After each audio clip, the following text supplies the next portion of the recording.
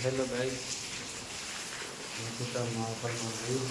આજ તમારું ઘર તમે જોઈ શકો છો. મસ્ત છે. મારા બાપાએ પોતાની મહેનતની કમાણીથી બનાવી છે.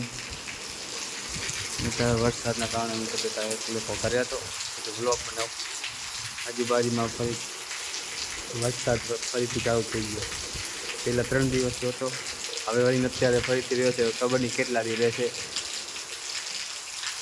ફરીથી આપણે વ્લોગ બનાવવાનું ચાલુ કર્યું છે.